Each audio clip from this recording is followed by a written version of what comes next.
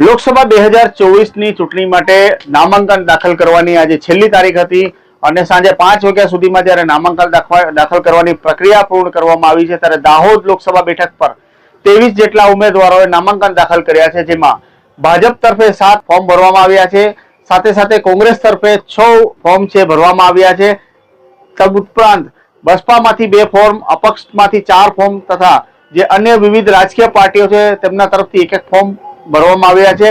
અત્રે ઉલ્લેખનીય છે કે આ ફોર્મ ભરવાની જે પ્રક્રિયા છે, આ ફોર્મ ભરવાની પ્રક્રિયામાં એક ઉમેદવારનું નામ બહુ ચર્ચામાં છે। તે ભારત આદિવાસી પાર્ટી એટલે કે બાપ પાર્ટીમાંથી અરવિંદ વસૈયાએ આજે ફોર્મ ભરી પોતાનું નામાંકન દાખલ કરી દીધું છે।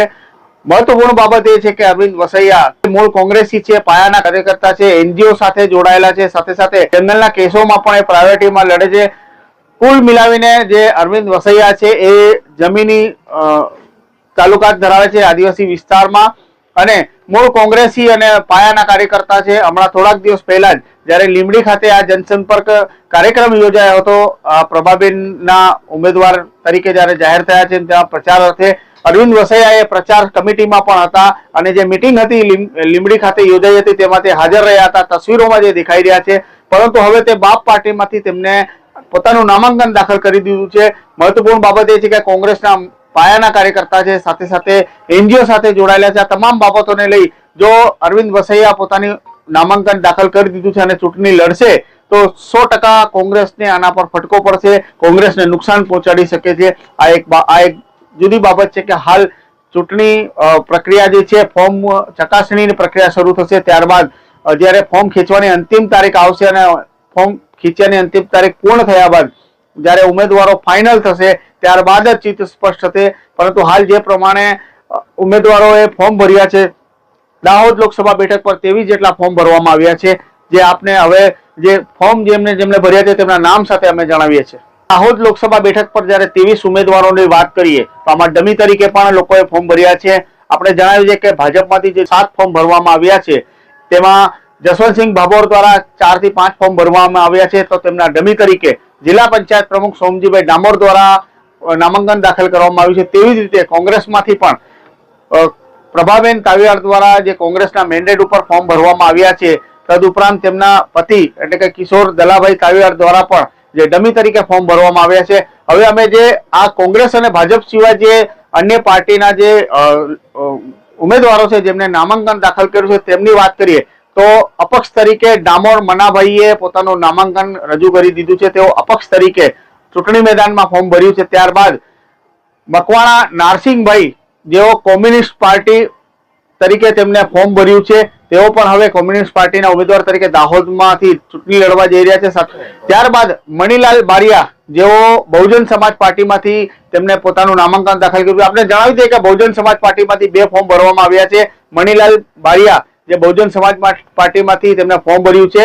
આ ઉપરાંત જે અપક્ષ તરીકે દેવેન્દ્ર લક્ષ્મણભાઈ મેળા જેઓ થોડાક દિવસ પહેલા ભારતીય ટ્રાયબલ પાર્ટીમાં જિલ્લા પ્રમુખ તરીકે રહી ચૂકેલા છે, તેઓ ચૂંટણી લડવાના હતા, પરંતુ કોઈ કારણોસર એમને ભારતીય ટ્રાયબલ પાર્ટી એટલે કે બીટીપી માંથી તેમને રાજીનામું આપ્યું છે અને હવે અપક્ષ તરીકે લડવા જઈ રહ્યા છે, તેમણે પોતાનું ફોર્મ ભરી દીધું। તેવી જ રીતે પસાયા નવલસિંહ જેઓ સાથ સહકાર વિકાસ પાર્ટીમાંથી તેઓએ પોતાનું નામાંકન દાખલ કર્યું છે। તદુપરાંત અન્ય ઉમેદવારો છે ભાભોર ધુલાભાઈ જેઓએ બહુજન સમાજ પાર્ટીમાંથી પોતાનું નામાંકન દાખલ કર્યું છે।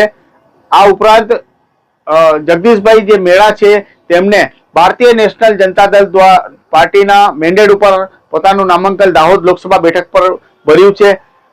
આ ઉપરાંત જે રાજકીય પક્ષો છે, અપક્ષ છે, આ તમામ ઉમેદવારો 23 જેટલા ઉમેદવારો આજે સાંજે અંતિમ દિવસ હતો ત્યાર સુધીમાં 23 ઉમેદવારોએ પોતાનું નામાંકન દાખલ કર્યું છે। હવે જે ચૂંટણી અધિકારીની અધ્યક્ષતામાં જે ચૂંટણી પ્રક્રિયામાં સામેલ જે નોડલ ઓફિસરો છે અને જે ચૂંટણીનો જે કામગીરીમાં જોતરાયેલો છે જે સ્ટાફ છે, હવે આ જેટલા 23 લોકોના જે ફોર્મ આવ્યા છે તેમની ચકાસણી કરશે અને ચકાસણી કર્યા બાદ જે ચૂંટણી પંચની ગાઈડલાઈન મુજબ જે એમને દસ્તાવેજી પુરાવા પૂર્તતા કરવાની છે, પૂર્તતા થઈ છે કે નહીં તેની ચકાસણી કરશે અને તે પૂર્તતા થઈ હશે તો જ્યારે ઉમેદવારી પત્ર ચકાસણી કર્યા બાદ જ્યારે ફોર્મ ખેંચવાની તારીખ પતશે અને ત્યારબાદ ફાઇનલ લિસ્ટ જે બહાર આવશે લોકસભા 2024ની દાહોદ લોકસભા બેઠક ઉપર ઉમેદવારોની યાદીમાં, ત્યારબાદ ફાઇનલ થશે અને ત્યારબાદ કેટલા ઉમેદવારો દાહોદ લોકસભા બેઠક પર જે ચૂંટણી મેદાનમાં છે તે સ્પષ્ટ થશે. પરંતુ અમે વિડીયોના અંતમાં જતા જતા કહી રહ્યા છીએ કે બાપ પાર્ટી એટલે કે ભારતીય આદિવાસી પાર્ટીમાંથી અરવિંદ વસૈયા એક ચોંકાવનારું નામ છે. કોંગ્રેસના પાયાના કાર્યકર્તાઓ છે. થોડા દિવસ પહેલા પ્રભાબેન તાવિયાડના પ્રચાર અર્થે તેઓ મિટિંગમાં જોડાયા હતા, પરંતુ હવે બાપ પાર્ટીમાંથી ઉમેદવારી કરી છે તેમને, એટલે 100% જો તેમની ઉમેદવારી ફાઇનલ થશે અને જો એ ચૂંટણી મેદાનમાં ઉતરશે તો કોંગ્રેસને આ ચૂંટણી મેદાનમાં 100% નુકસાન થવાની શક્યતાઓ હાલ સેવાઈ રહી છે. વિડીયોને લઈને તમે કોમેન્ટ બોક્સમાં જણાવી શકો છો. તમે જો ચેનલ પર નવા હો તો સબસ્ક્રાઇબ કરવાનું ભૂલતા નહીં. ધન્યવાદ.